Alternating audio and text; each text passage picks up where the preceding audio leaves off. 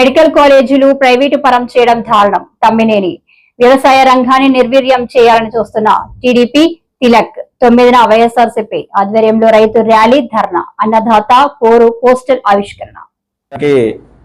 గౌరవ అతిథిగా విచ్చేసిన పెద్దలు, పూజ్యులు, గౌరవనీయులు శ్రీకాకుళం పార్లమెంటరీ నియోజకవర్గ ఇన్ఛార్జి మాజీ శాసనసభాపతి తమ్మినేని సీతారాం గారికి, నాతో కలిపి టెక్కల్ నియోజకవర్గం వైఎస్ఆర్ పార్టీ సీనియర్ నాయకులందరికీ, ఎంపీపీలు, జడ్పీటీసీలు, పార్టీ సీనియర్ నాయకులు, జిల్లా కార్యవర్గ సభ్యులు, రాష్ట్ర కార్యవర్గ సభ్యులు అందరికీ, ప్రత్యేకించి పాత్రికేయ మిత్రులకు నా హృదయపూర్వకమైన నమస్కారాలు తెలియజేస్తాను. ఈరోజు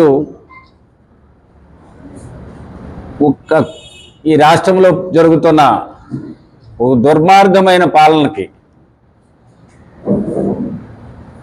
చేస్తున్న వాళ్ళు చంద్రబాబు నాయుడు తాలగా క్యాబినెట్ సహచరులు చేస్తున్న దురాఘాతాలని ప్రధాన ప్రతిపక్షమైన వైఎస్ఆర్ పార్టీ తరఫున ఎండగట్టవలసిన అవసరం ఉంది. ఎందుకంటే అనేక విషయాలపైన ఈ రాష్ట్రంలో ఈ ప్రభుత్వం వైఫల్యం చెందింది.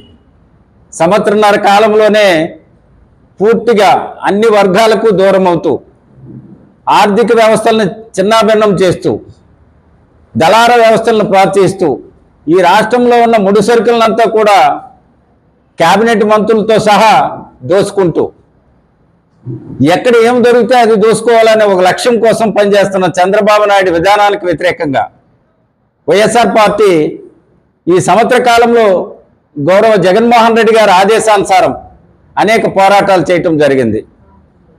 ఈ పోరాటాల్లో మనం చూసాం, ప్రజలు పెద్ద ఎత్తున వైఎస్ఆర్ పార్టీని ఆదరిస్తూ, ఎందుకంటే ప్రజల పక్షాన పోరాడుతున్న వైఎస్ఆర్ పార్టీ ఎప్పుడు ప్రజల కోసం ఆలోచించే నాయకుడు జగన్మోహన్ రెడ్డి అనే ఉద్దేశంతోనే ప్రజలు తండోపతండాలుగా కార్యక్రమాలను భాగస్వాములు అవుతూ, వెన్నుపోటు దినోత్సవం కానీ, చంద్రబాబు నాయుడు గారు వెన్నుపోటు దినోత్సవం, చంద్రబాబు నాయుడు బాబు షూరిటీ మోసం గ్యారెంటీ కార్యక్రమం కానీ, అలాగే మరి అతను చేసిన సూపర్ 6 హామీలపై ఆయన చేసిన మోసాలు కానీ, ఇవన్నీ కూడా ప్రజలకి సవివరంగా అర్థమైంది.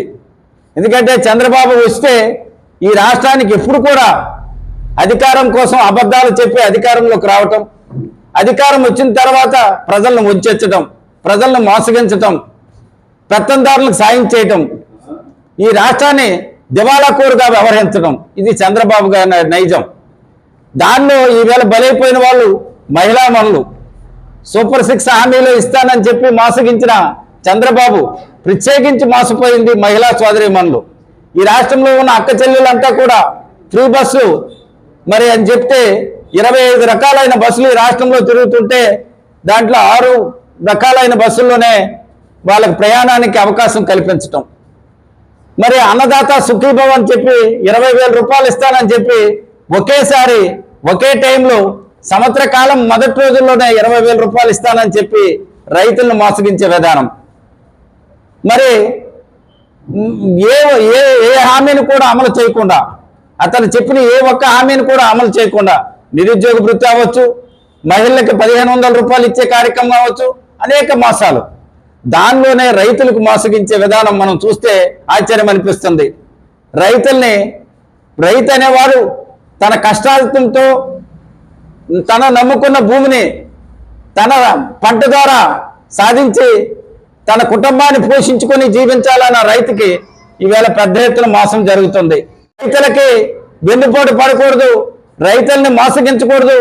రైతుకి ఇచ్చిన హామీని కానీ, రైతుకు ఇచ్చిన భరోసాను కానీ సవివరంగా ఇచ్చే రాష్ట్రాలు అనేకం ఉంటే, మొదటి రాష్ట్రంగా ఈ దేశంలోనే జగన్మోహన్ రెడ్డి గారు ముఖ్యమంత్రి అయిన తర్వాత ఒక విప్లవాత్మకమైన మార్పులు తీసుకొచ్చి, గ్రామ స్థాయిలోనే సచివాలయ వ్యవస్థను తీసుకొచ్చి, రైతు భరోసా కేంద్రాలని ఏర్పాటు చేసి, రైతు పక్షాన ఈ ప్రభుత్వం ఉంటుంది అని చెప్పి, రైతులకు వెన్నుదన్నుగా ఉంటానని చెప్పి, రైతులు కట్టిన ఇన్సూరెన్స్ అమౌంట్ను కూడా మరి జగన్మోహన్ రెడ్డి గారు ఆనాడు కట్టి రైతులకు భరోసా కల్పించారు.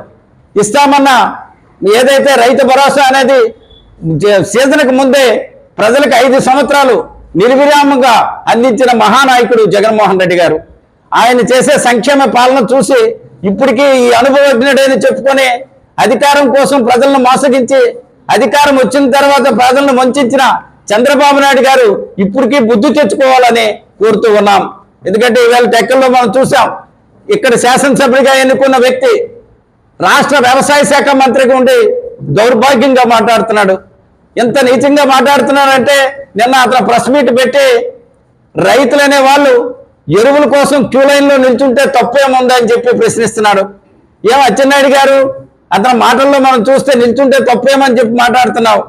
మరి దానికి ఉదాహరణగా అతను ఏం మాట్లాడారంటే, మనం బఫే మిల్స్కి వెళ్తే ప్లేట్ పట్టుకొని వెళ్ళడం లేదా, రైతు యూరియా కోసం ప్లేట్ పట్టుకొని వెళ్తే బస్తా కోసం వెళ్తే తప్పేముందని మాట్లాడుతున్నాను.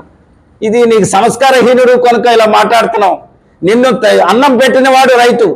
నీ కుటుంబం కానీ నువ్వు కానీ 2 ఎకరాల భూమితో ఈవేళ వేల కోట్ల రూపాయలు సంపాదించుకుని అక్రమ సంపాదనతో వెళ్ళగెక్కుతున్నావంటే అది ప్రజల సొత్తు, రైతుల కష్టార్జితంతో వచ్చిన సొత్తు.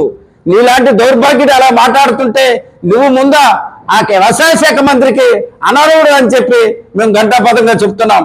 చంద్రబాబు నాయుడు గారికి చిత్తశుద్ధి ఉంటే ముందు ఆ శాఖ నుంచి అతను తొలగించమని కోరుతూ ఉన్నాం. ఎందుకంటే చంద్రబాబు నాయుడు గారు అనే వ్యక్తి ఎప్పుడూ రైతులను మోసగించడమే. రైతుల కోసం మరి ఆ రోజు ఉచిత విద్య ఇస్తానని చెప్పి